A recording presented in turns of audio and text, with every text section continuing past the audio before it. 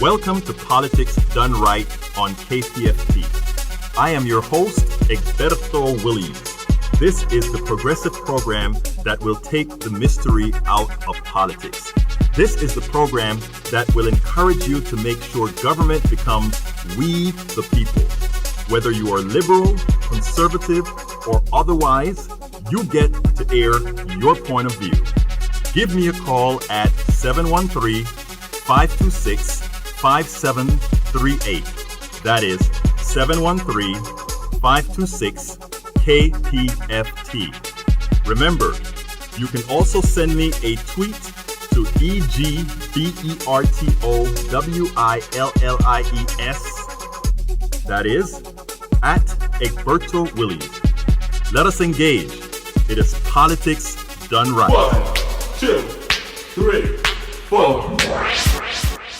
Folks, welcome to one more edition of Politics Done Right. I'm Egberto Willies, your host. Thank you so kindly for being a part of the show. We are going to have a great show for you guys today, folks.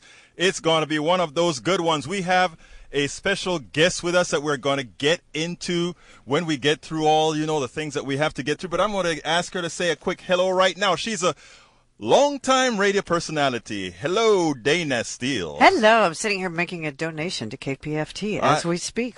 See, there you go. I love that. Do you hear that, folks? And you guys can join the fold as well and do your part and be a part of the KPFT family. We are going to have a great show. Aren't we going to have a great show, Dan? Yes, sir. Yes, sir. That was enthusiastic, Dan. Yeah. Come on, Dan, calm down. He knows we always have great shows because, not only do we have great shows, we have such great listeners. That is what really make our shows.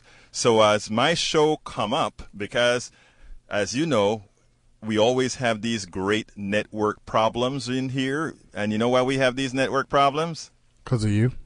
Oh, God. Because we need better internet in Southeast Texas. Oh, man. You're hurting me. You have so many people listening and watching. Do you need me to help you? What are you doing? Well, as it turns out, what happened is we lost our internet connection. So now I'm having to go to attempt our cellular connection, and if our cellular connection... I have my MiFi hotspot with me. You need me to log you onto my MiFi? No, I don't need... Actually, you know what? I'm not gonna put KPFT in such a bad space and say that. What I'm going to go ahead and do is say, okay, we are back. We are back. Today we're going to have a great show. The show is going to be featuring a new title. The warning is out.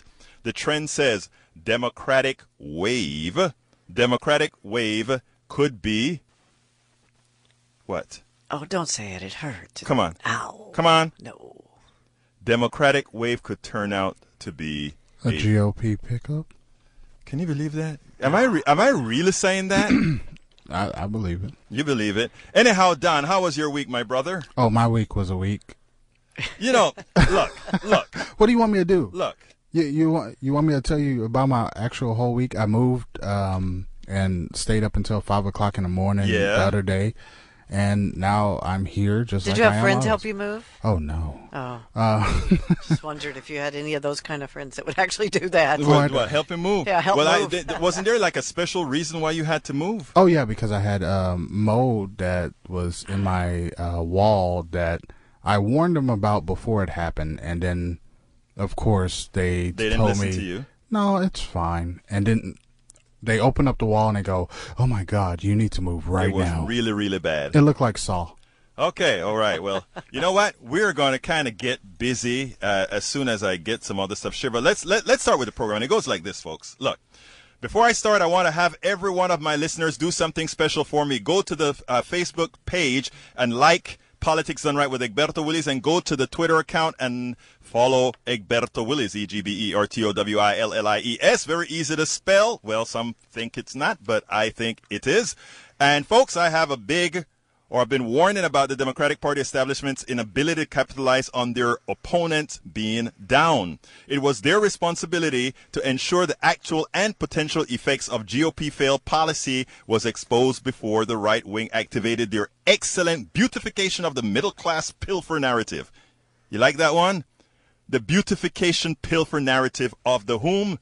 The Republican Party The right wing, they're very good at that. So, well, the Koch brothers and the politicians themselves were relentless in their narrative, and the polls now reflect this progressive me, my fears. It finally is being realized. Anyhow, so while progressive activists and establishment Democrats bask in the false belief that Trump will fall because there will be a Democratic Congress ready to impeach him, I implore you folks, wake up.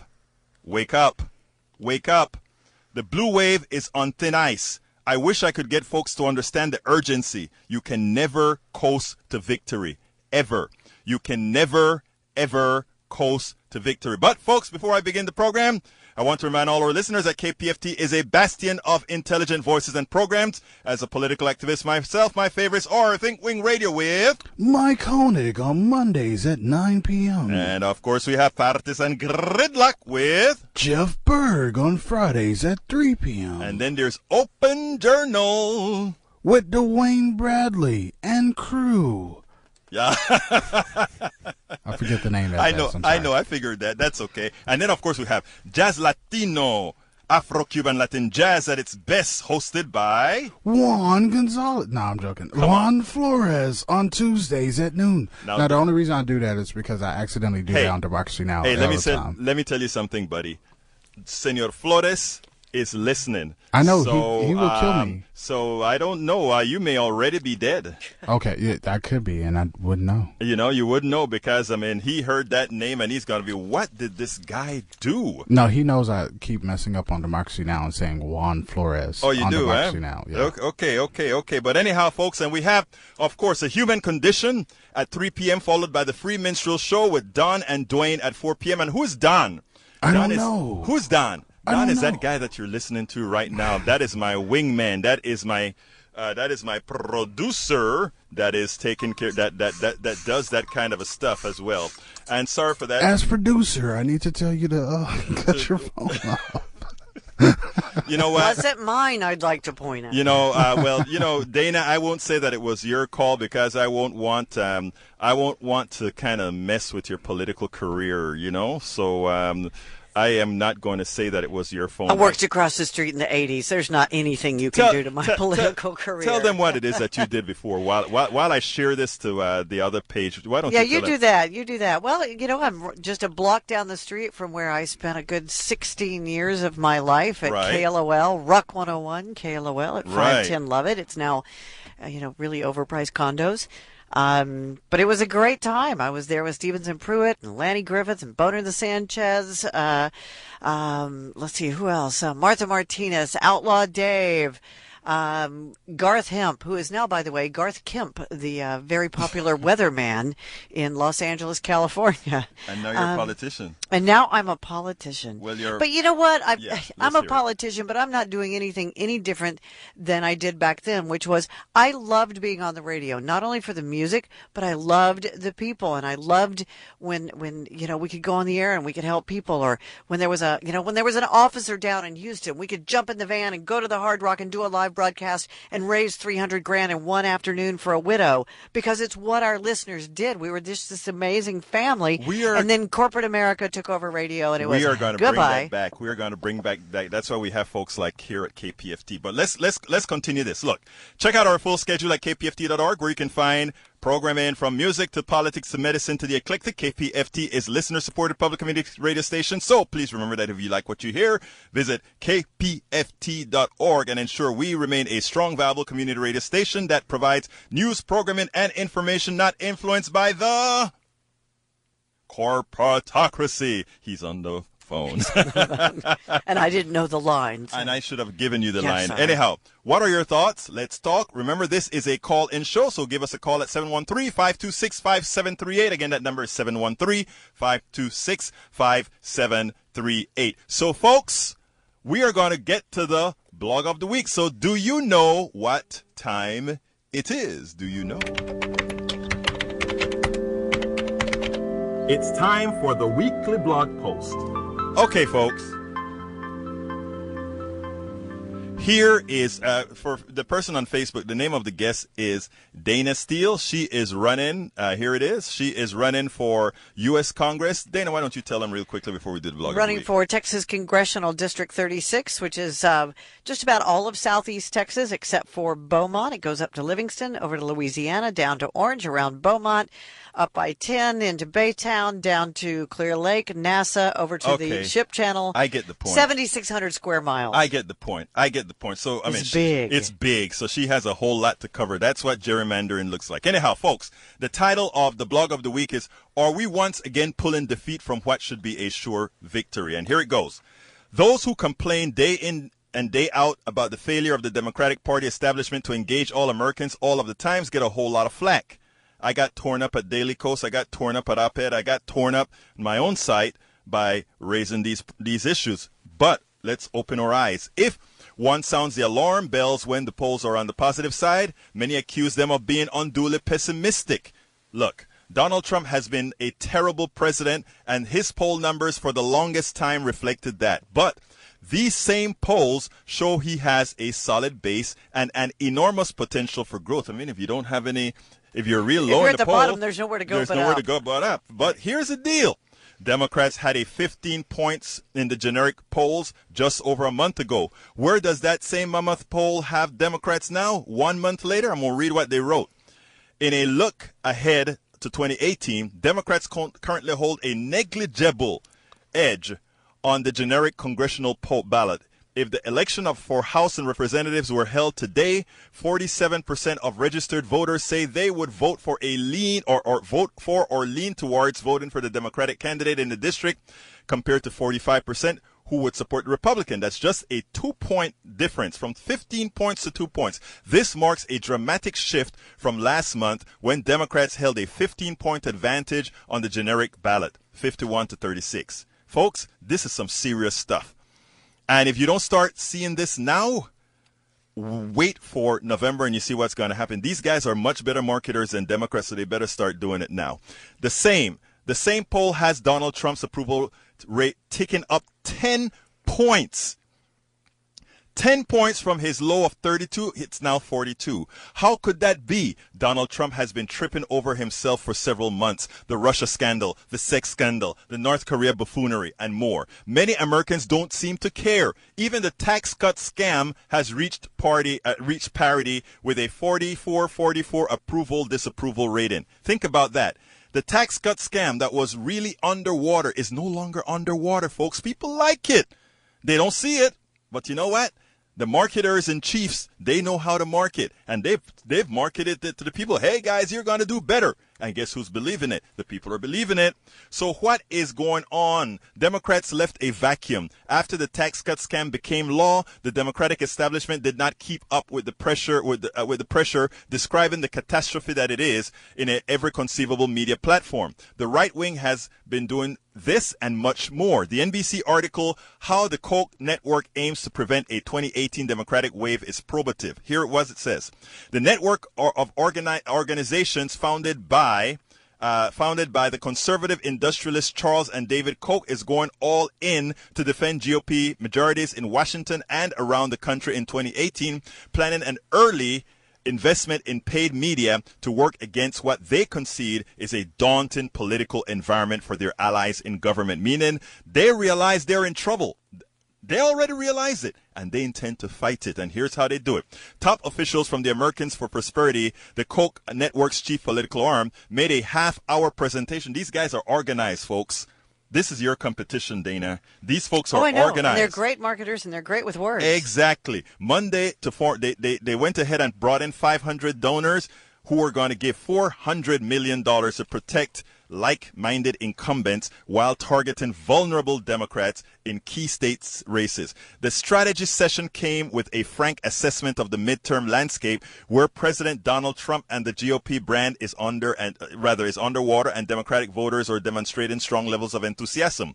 We've never faced a challenge like this year brings, AFP CEO said, but we see pathways to success. Hear that? We see pathways to success. Key to the strategy is going on the offensive now, particularly in Senate races with television ads to try and define the narrative early against Democratic targets. You don't wait until the end when often it's too late to make a difference. You hear that, Democrats? You don't wait on the end. You don't coast to a victory. They know that. You should too. Seidel cited the Ohio Senate race in 2016 as a template for success. And I want you guys to listen to this. This is important. I remember watching Strickland. I remember watching that this guy was going to win.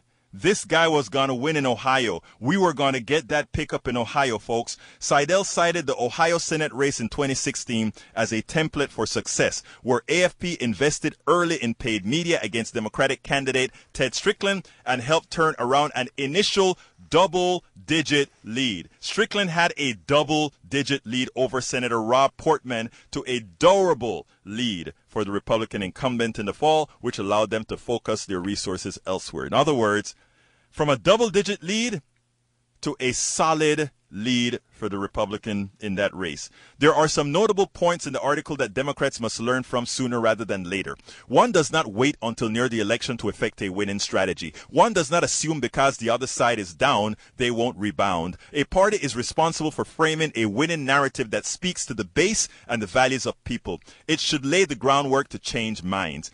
A few weeks ago, I pointed out in my article, Democrats pulling defeat out of a sure win, no blue wave unless the following. I said the following: if Democrats are to revive the possibility of a blue wave, the time is running out as Republicans are framing a better message, even if built on lies. Even if built on lies, which is what you were alluding to when you said they know how to market. They are even out messaging Democrats on the current shutdown of a government that they control totally.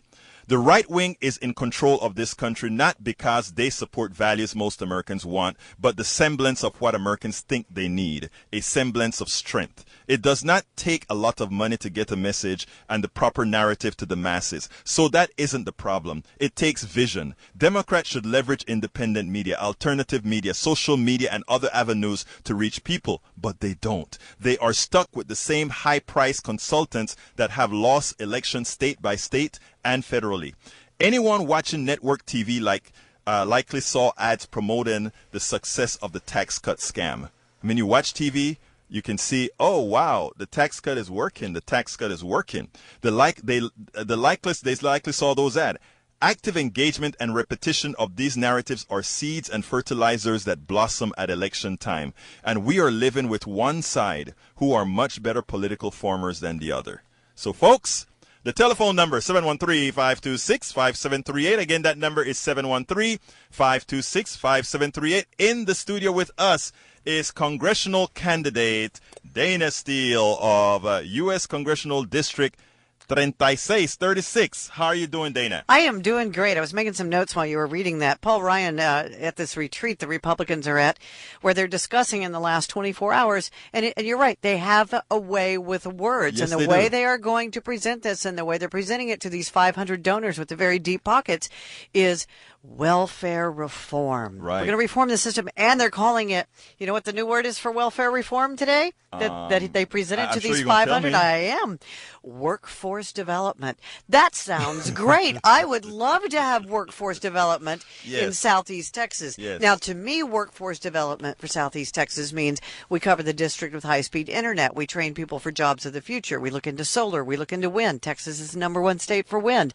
I don't think that's what they have in mind when they say workforce development. Right. It's kicking everybody off of Medicaid and welfare and culling the herd, as we say here in Texas. That'll just save us so much money. But you know what is so interesting that I wonder about all the times? You know, this is their plan, and if they're successful in November, they will effect that change.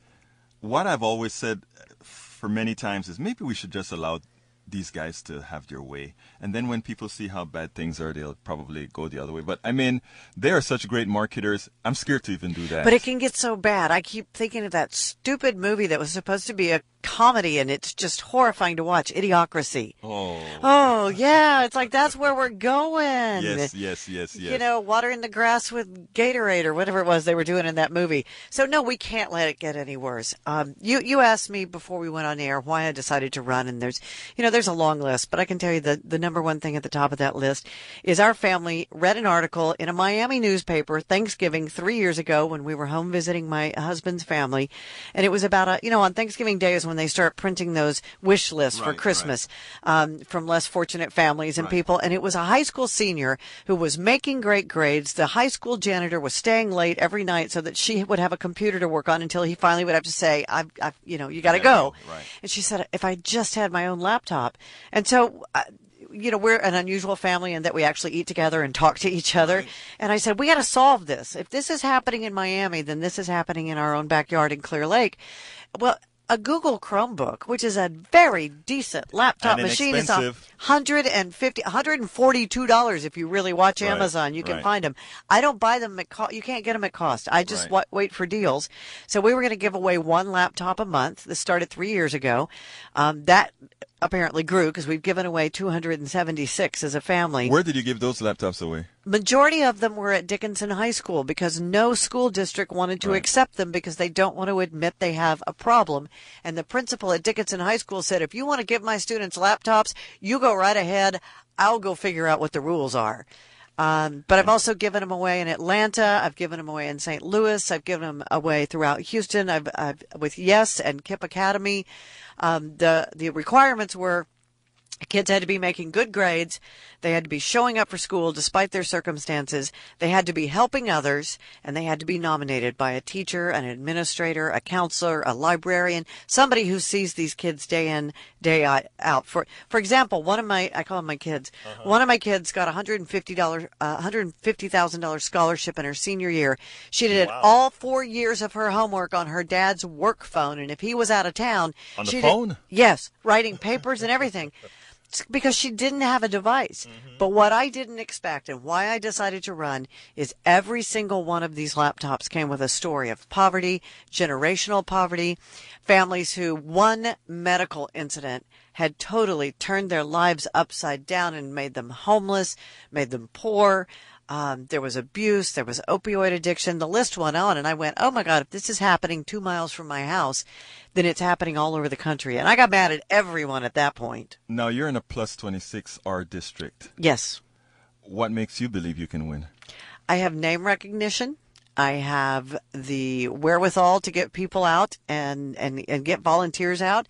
I'm very involved, as you and I were talking earlier, on social media, which it's been proven here in the last couple of years. You got to use social media to win a race. I am the queen of organization to a fault. Ask my family.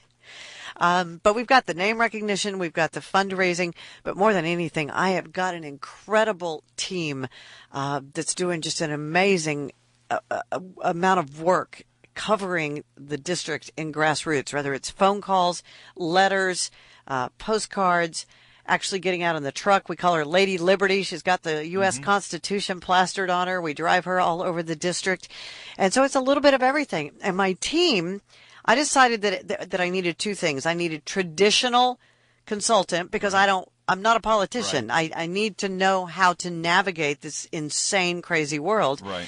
But I also come from rock and roll. I come from radio here in Houston. I come from showbiz. I come from marketing. And I've also written 8 books on success and promotion and marketing. And it's showbiz. Well, you know what? These days it sure as hell is showbiz. Yeah. No, I mean, you have a staff that looks like they know what they're doing, both on social media and otherwise. And I think that's important. I think that is something that we need to kind of promote to other candidates in the fold, because that is what one thing that can, first of all, reduce the cost of running. Social media reduces the cost of running. Oh, it's incredible. You can use the video and everything. But one of the things we've got to be really, really conscious about doing is using that social media to let people know, and not just your social media, using your team, using your voice, using your handouts here and all the other stuff you have. to not bash the other. I'm not running against Trump. Right. I am running to fire Brian Babbitt and bring better things to the district. And that is what I think a whole lot of candidates need to learn. But beforehand, I want to just say, Don was talking about his school getting apples, but those were mostly given so that they could get name recognition. You decided to give Chromebooks. Yeah, because I could cover more for the price of one. And it does the same thing, right? For the price of one MacBook Air, I could take care of 10 kids, and so I decided that I needed to do that. Okay, I have some other questions, but since we have the phones hot, I'm going to start bringing in some people. I'm moving this because you're covering me up with that. I'm not very big. A Starbucks cup will cover me up. I'm not going to cover you with the Starbucks cup. Let's go ahead and go with Tag. Come on in, Tag. How you doing, buddy? Great, folks. How are you guys doing? Talk to me. Yeah. You keep talking about the blue wave and what could happen to it. Yes, I told you what is happening to it, not what could happen, what has started to happen, right? And I kind of see that by what Trump was saying the other day in his State of the Union. He's offering everybody security. Right. Security at the border, security from the military, security from the police. And really, for me, it's just a smokescreen to cover up some of the ills of our society. Like, for example, what the NRA is doing, or they don't talk about the mass shootings by white people. It's just so they're selling us an empty bill of goods, I think, and I think that could very much deflate the blue wave if people don't understand what's going on. But you know, we had 2 more kids shot in a middle school today. Where? Just a couple hours ago in California. I didn't know about it. Yeah. Wow. See, in a middle school. That is sad. A girl brought a gun and shot 2 other students. Usually, I mean, you know, that is scary because usually it was a male thing. Now you're telling me it's my... Look how many, I mean, that's a good point. Look how many kids have been shot in schools in the last 4 weeks. Okay, before I answer that, so what's going to be your platform on gun control? I stand 100% with Gabby Giffords and Mark Kelly and their sensible solutions, which is if you've been convicted of domestic violence, no gun for you. No bump stocks. We don't need the high capacity clips. We need sensible laws. We need a great background check. So you support good background check, good sensible laws. I'm a 5th generation Texan. I'm a Democrat with a gun. Okay, now let me answer the question with respect to the blog post that I did today, Tag, and I think it's important, right? I think the people who have to go out there and make the case in the aggregate is the Democratic Party. Right now we have a lot of activists that are out there making the case as best they can, but we have a Democratic Party that isn't answering the call. You just made such a very important comment there, my friend. Donald Trump has the narrative down perfectly. He has spoken to the people's heart. Where is the Democratic Party speaking to the people's heart at the same time letting, taking off the facade that he's wearing? Take off that facade. Where are they? There are a lot of ways to do it, but you wonder sometimes. I mean, I'm going to have Crystal Ball on my daily show tomorrow, and she's gonna she's doing some good work with good Democratic candidates in what people call either Appalachia or the Heartland. And you're going to hear a whole lot of what she has to say that's sort of in the realm of what you're talking about, my brother. Egberto, I just want to say this much. I think Democrats have to come back and make the point that there's no way the Republicans are going to be able to sell us security and all these different measures. It's empty promises, and we need to fight back against that. So I'm going to go. Thanks, guys. Thank you very much, my friend. Okay, let's go now to línea número 3. Scott, come on in. Scott. All right, thank you. I am not hearing the issues on which Democrats are losing support. When you say issues, that's the thing about it. What are Democrats running on? You just said, I can tell you what mine is. Healthcare plus I want to let you tell your, but I want to get to his, because he has an important core question there. What issues are we losing? We should be losing on absolutely no issues, Scott.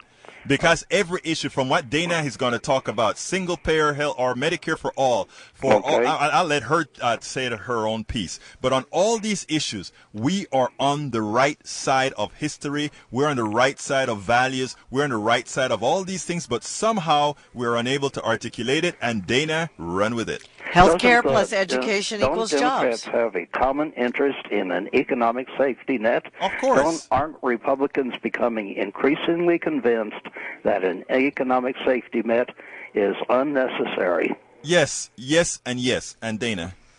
Healthcare plus education equals jobs. It's a simple equation.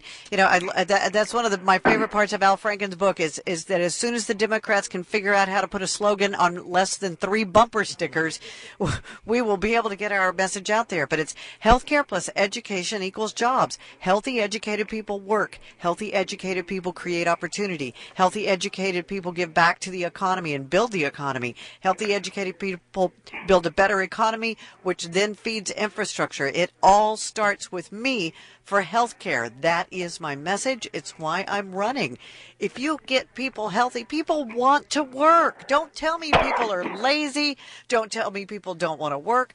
I tell you what, if you get somebody healthy, they want to work. And if you give them an opportunity to work with a good company, to be treated right, or to be an entrepreneur, be able to start something because you have access to the internet, then people become much happier. We're not doing this. I wish every single Democrat running would, first of all, have your enthusiasm, and secondly, remember those words. I really Healthcare plus education equals jobs. I'm a mom, and when my kids were sick, I couldn't go to work. When my kids were sick, I had to spend money at the doctor. When my kids were sick, I had to go buy more medicines. It's expensive. Healthy is so much cheaper than sick. And yes, it takes a little more money up front maybe to get the system set up. But you get steady state afterwards. Yeah. I lost my mom to Alzheimer's, and I'd had no idea how Medicare worked until I had to start taking care of her.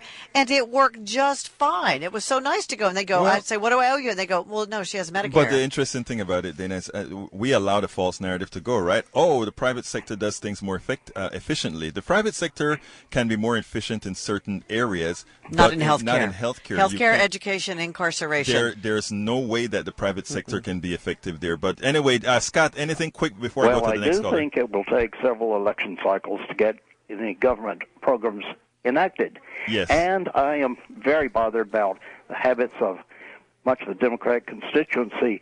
They will win in presidential years, and then they lose in off years. You know, I blame some of that on, you know, like I told, Dana, I wish more candidates were like that, because I'm like her, because you, and not only, I'm using Dana as a template, but I've met so many good progressive candidates throughout this election cycle right here in Harris County, because these folks have been going around. They've been trying to get their message out. The biggest problem they have is getting their message out, being able to talk to the folks. You were doing a good job on social media. You're here on KPFT. It's a full-time job, and you've got to work it every day. Exactly. And if they would realize that, if they would do that also during the dead times, because what happens is everybody wait till right up to the election, and then they think somebody's going to come vote for them. No, you got to keep people engaged all of the time. Thank you so kindly, Scott, for calling. You have a wonderful day. Okay, my friend? Thank you, Scott. Okay. All right, great. Let's go to line number 1. John, come on in, John. Good afternoon, Egberto. Good afternoon, Dana. Hey, John. Yeah, I read about you on Howie Klein's blog, Down with Tyranny. Oh, I love Howie. Howie and I were in the record business together. Yeah. I should say music business. Nobody knows what a record is. I want to know what some of the differences between the Democratic candidate you're running against, John Powell, and yourself. Oh, John's a great guy. Which drives my team crazy when I say that. But John is he's a great guy. In any other world, I probably would have dropped out and worked for John. But we're living in an alternative universe right now. I think women, a lot of women are going to be swept in. I also am 100% behind Medicare for all. John is not. That's one of the big differences between us. And education is a huge focus of mine. And you support 676. Oh, yeah. 676 is, I tell people all the time, I post it all the time, go read it. It's getting better and better as they tweak it and work on it. This is the House bill. And just think, if we get more progressive Democrats into the Congress, they're going to be able to make it even better. I like some of the ways Bernie has of rolling it out. I wish we could just flip a switch, tomorrow morning at 9 a.m. and everybody had Medicare for all. It doesn't work that way. It will take a long time to make it work. So I would say that the biggest difference between the two of us is he's a better cook, and I believe in Medicare for all. That is. Any other thing, John? Okay, then let me address you're talking about the generic polls. Yes, the Monmouth. Okay, yeah, that's right. That is the problem, though. You're talking about one poll. Yes, I am. I mean, there's no doubt that the generic polls have gone down. When I was on your show a couple weeks ago, on your daily show, I mentioned two other polls. You have a tendency to just name one poll as opposed to getting a sample. John, let me stop you right polls. there for one reason only, because I know where you're going. And I can't dispute what you're saying. My job as a radio show host and as an activist and as a progressive is whenever I see a trend going in some direction to call that out and get people. I want progressives to get very scared right now. And I know where you're coming, John, but go ahead and come there anyway. I mean, you were saying this before the trend started. Yes, I did. So, I mean, this is... But let me tell you why I did that, though. Let me tell you why I did that. Let me tell you why I did that. Let me just give you a couple of points here. Go ahead. I mean, Real Clear Politics still has the Democratic lead at 7.2. When the Republicans took 63 seats in 2010... They only won by 6.8. Yes. So, I mean, the lead is still strong. In 2006, the lead, when the Democrats won, it was 5 they points. won by 7.9%. So, it's still very possible. And the fact is that in individual House races, Democrats currently lead in 26 districts. All they need is 24 to flip the House. Republicans don't lead in any districts that Democrats currently hold. 0. Okay, now here's where I'm going with this discussion, my dear friend. Right? Look, everything, it's hard to talk to John because he knows his numbers. And not only does he know his numbers, he's right with his numbers. Here's the problem. We have two different... John's job is to look at the number. Well, I'm talking about his activist job is to look at the numbers. What does John do? I'm not sure what John. John is a great guy out of do? San Antonio. Come on, tell us, John. I'm disabled. But let me tell you something. He's an activist that really keeps his toes on with all these different shows, etc. Oh, cool. But let me tell you what I want to say though, John. And this is important. Everything that you're saying is true, right? The things that I look at is what are Democrats doing to keep those numbers where they are? And what I've been saying, and you're correct, I was complaining before the numbers started to fall. And I was complaining saying the numbers will fall because we weren't doing the things that are necessary to keep the numbers up. And the things that we're doing is, with the tax cut scam going to 47 or 44, I think is what it is. With the tax cut scam, I predicted that. Why? Because I said what's going to happen is people are going to start seeing $20, $30, $40 in their weekly paychecks. They're also going to see that the economy seems to be still going, employing more people, even though their wages have not moved. And all these things are going to give people the semblance of prosperity. And we have enough experience over the years that a semblance of prosperity is enough to win. And, that's why the right wing controls everything. So look, everything that you've said is correct, sir. Everything that you said is correct. My concern is I think the trend is bad, and that's what I want to work on, the trend. Anything else you want to add, John? No, I agree. The trend is bad, but I mean, you're right. We need better messaging. Yes. But I do think that, I'm going to be optimistic about this. I mean, I see, the Quinnipiac poll, yes. The last one is still, which is one of the best polling companies out there. Still, Democrats are still up by 11. So, I mean, they nailed the Virginia governor's race, got it exactly right by Northam winning by 9 points. They're always right until they're not. So, I mean, that is the only thing I take. And you know what? I want to keep your positivity. So you keep calling in here with them positive numbers because it allows me to sleep a little better at night. Yeah, I'm going to listen to John. Yes, you have to listen. I'm listening to John. Thank you, John. Yes, listen to John. Thanks a lot. Thank you, John. Have a good one, my friend. All right. Okay, people are posting on Facebook. They can't hear the audio. They can't hear the questions from the callers. Oh, really? That means that we're having the mic issues again. Folks, I can't clean that up for you right now. Let me get to the other call and go. I'll be like the computer. I'll be like Sigourney Weaver in Galaxy Quest. I'll repeat the question. Okay, let's go to Clay. Clay, come on in. Hello. Yes, Dana, this is Clay. I just wanted to give a quick shout-out and say thanks for getting politics now on the liberal side. Last time I saw you was when Y&T opened up for Dio. Oh my gosh, I was 4. you were 4 then, and you. The thing is, I'm mentioning that also because that was cool, but you were honest with this, and so I think honesty is something that you have from a long time ago. That's great. You said their bus broke down, they were running late, and we all hanged in there, and sure enough, oh, I forgot all about that. And if they still can't hear it on Facebook, it's a caller who's talking about just a concert that happened a million years ago, and I had to kind of tap dance because the band's bus had broken down, and you can't. Most people would lie, but just like the band's broken, the bus is broken down. But thank you for that. You know what? I have. It's Clay, right? Yes, that's right. Thank you, Clay. I again, much to the chagrin of my team, I have no filter. I went out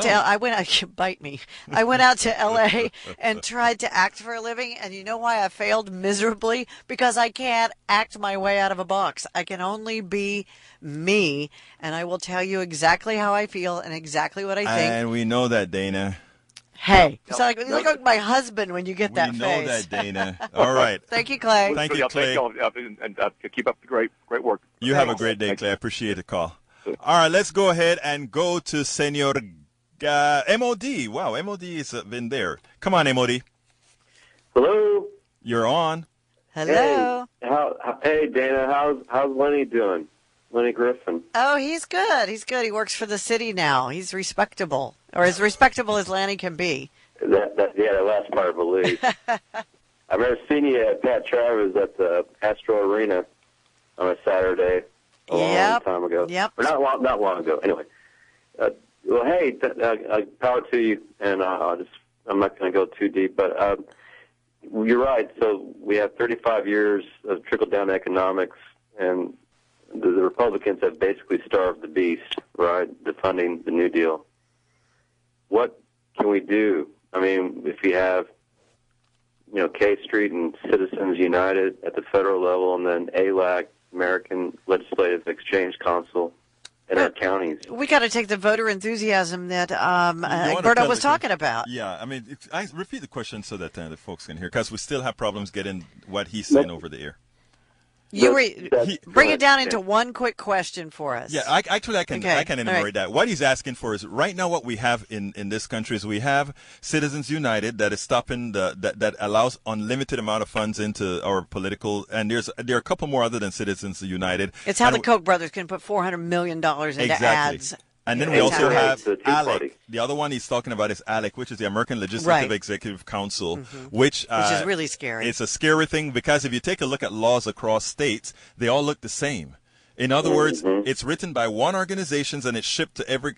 And this is what you should do. And that's what you should do. And then all these states adopt the same type of laws. So anyway, and K Street is a people. Cockroach Man's Way had 43,000 in the campus of Washington. Exactly. That was 12 years ago. There are now more than double. Right. K Street is the street in Washington that actually have all the lobbying firms and there that works with folks. So that's what MOD is talking about. You want to give a quick answer to that before we get to the other person? A quick answer is to harness this voter, this strong level of enthusiasm you were talking about. And if you've got a candidate you like, donate your time, donate your social media, donate $1, whatever you can do.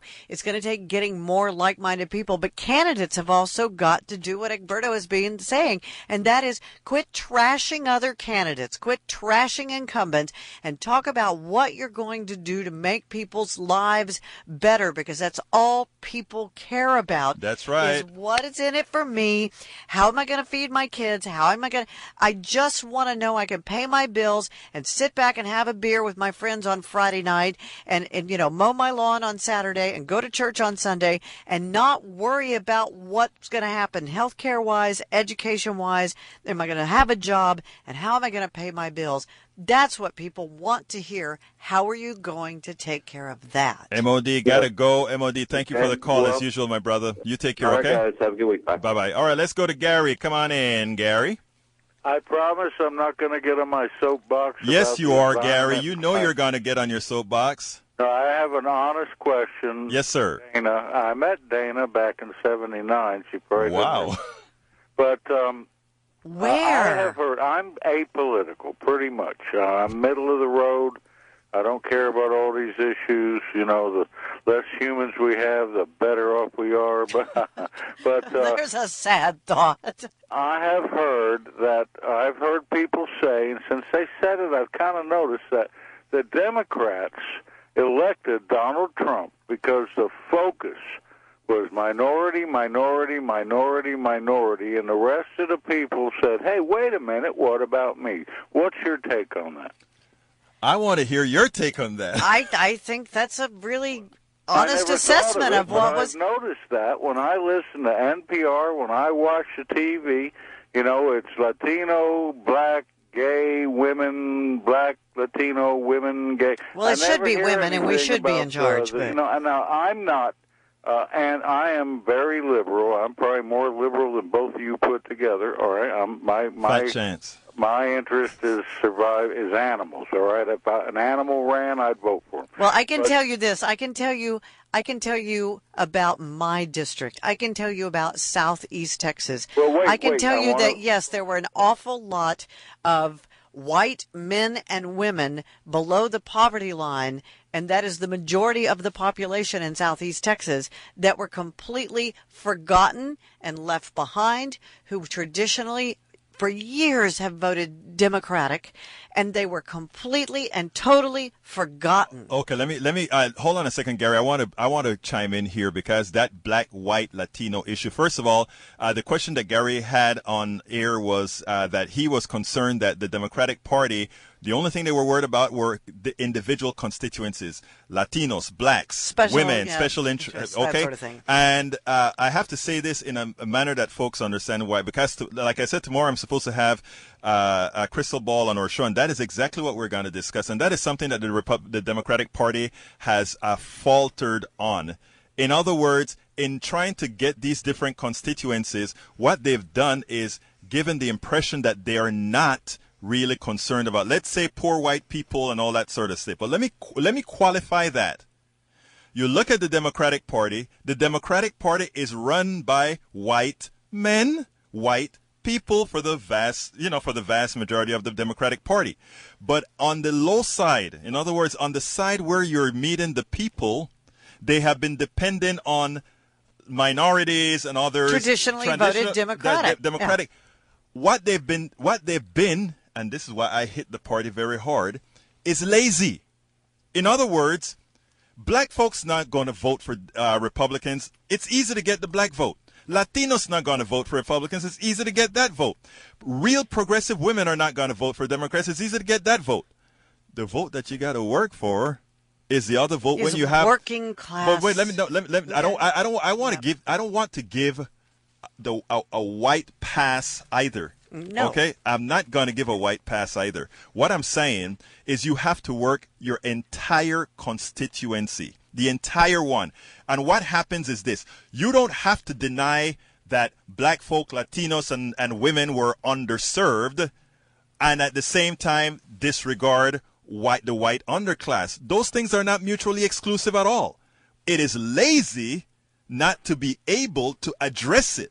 And what the Democratic Party has been thus far is lazy to address that issue. If you listen to my show frequently, I always say we are going to win this battle when we unite the ghettos, the barrios, and Appalachia. And what that means, it's a stereotype. It's a terrible stereotype, but it's true. And it's the majority of America. That's my point. It's the majority of America. That is my point. So you don't have to whitewash anything. You can just say it like it is. Look, you have poor white people. Poor white people have turned into racists because, well, I don't want to say turned into. There's some I don't want to get into that argument right now. Yeah, you can't simplify it. I don't want to simplify that. That is more complex, so I'm not going to go there. But the fact of the matter is, the Democratic Party has been lazy in the way to address that. And Gary, I love you, but I got to go to some other callers. Bye, brother. Gary. Nice to hear from you. Thank you. Thank you, buddy.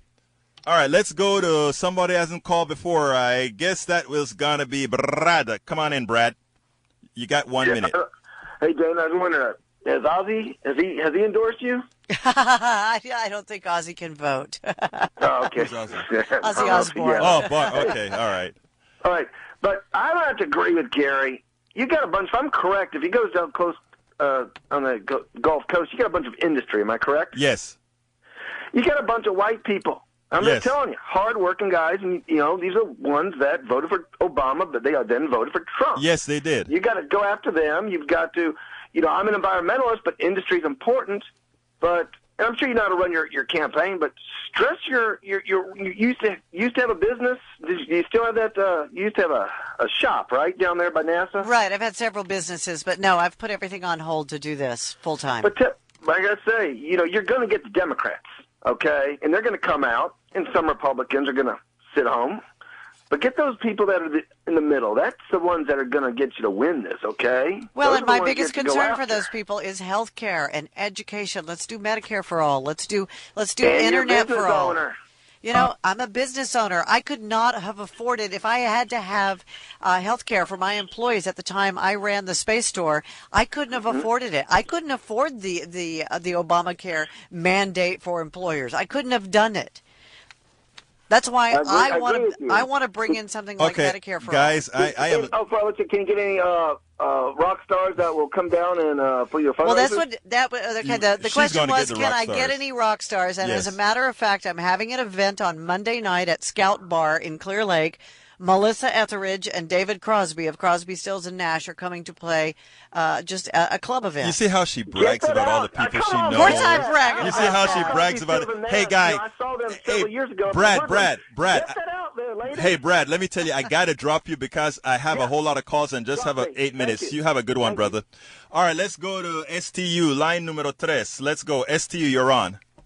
Hey, this is your brother from another mother. Hey, brother from another mother. What's up, Stu? Well, I love the fact that Dana's running, but I do have, a little uptick to put in. She said, don't trash your opponents. And if you ever listen to Jeff Berg, I don't think it's trashing your opponents to bring up their record. Like Louis Gohmert's record and the other guys. That's not trashing. Wait, she's talking about the Democratic opponent, right? Up with these guys. Right, I'm talking about for a long time. I'm talking about my Democratic opponent, but what I'm also talking about is I don't care what Donald Trump weighs. I don't care if he's going to lie about how many people are in the crowd. Nobody's talking about Donald Trump's weight. We're talking about what Democrats and Republicans have done to Houstonians in this state, and you need to use that as ammunition. There's a ton of it out there. Stu? And Louis Gohmert and those guys need your attention. Hey, brother from another mother, let me tell you, I know this woman now. And she's going to hit them pretty hard where it hurts. So she's a real progressive, brother, okay? Dude, I've known this woman since the 60s. Don't give me that lecture. But let me tell you, Stu. I was 9 in the 60s. Hey, Stu. Well, Stu. Whenever you were on KLOL, it was awesome. Stu. Thank you, Stu. I got to let you go, but here's the thing, Stu. Just make sure and be here for a fun drive. All right, brother? Oh, who else is there for fun drive? Yay, Stu. Take care, man. Have a good one. Bye. Bye. All right, let's go to Wayne, line number 1. Come on in, Wayne. Good morning. Good afternoon. How you doing? You're just now getting up, Wayne? What's that? I said, you're just now getting up? You said good morning. Yeah, the bug kind of hit me a little. Oh, all right. Hey, Wayne, you got 30 seconds, brother. We're running out of time.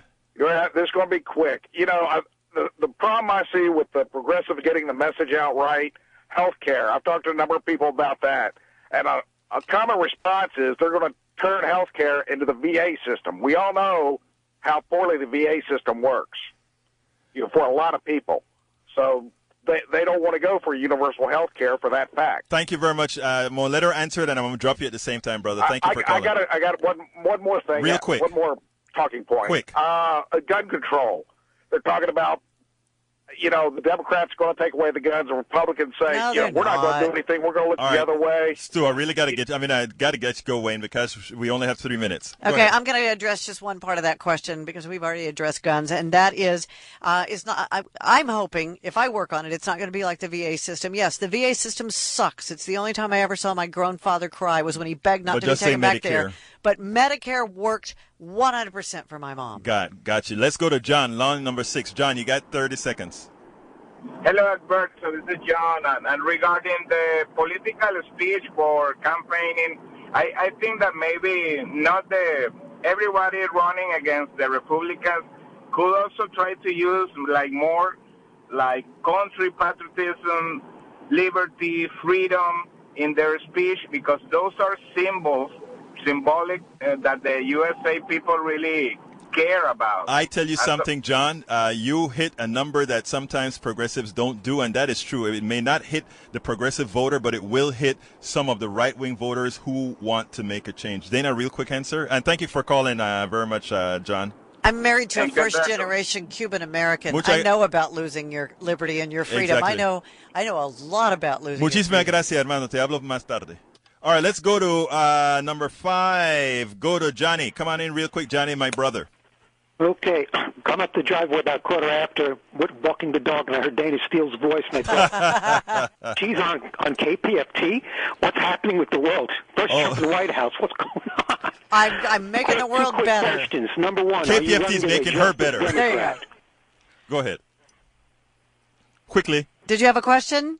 Yeah. I'm sorry, I didn't. Are you running as a Justice Democrat? That's my first question. Am I running against? No, are you running No, are you running as a Justice Democrat? Okay, well, that's a new one on me. What the heck's a Justice Democrat? is something like the Oral Revolution. Question number 2. You mentioned economics. That is, I agree.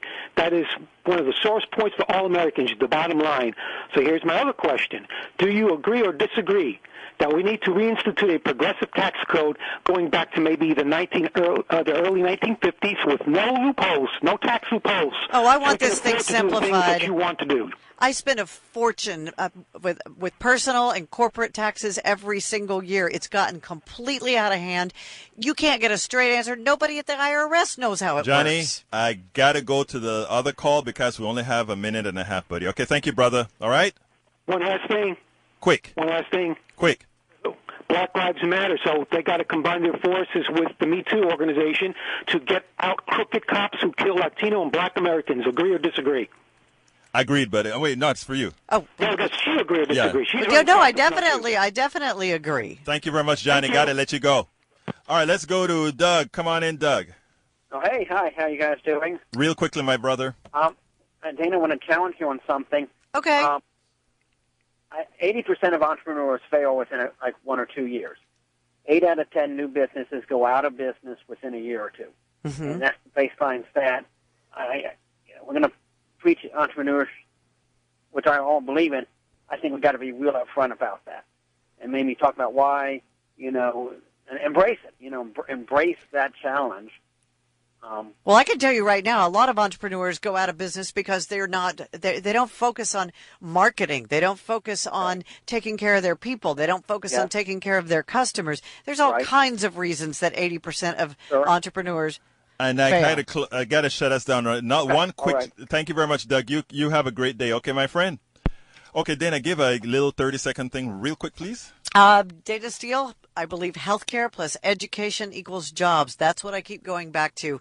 I've spent the last 8 years writing books on success and speaking at conferences all over the country on success.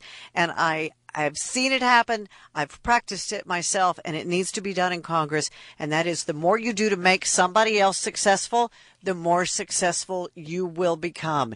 You have to help make other people successful first. Dana Steele, the Democratic congressional candidate for District 36. This is Politics Done Right. My name is Egberto Willis. You guys have a wonderful rest of the day. Adios.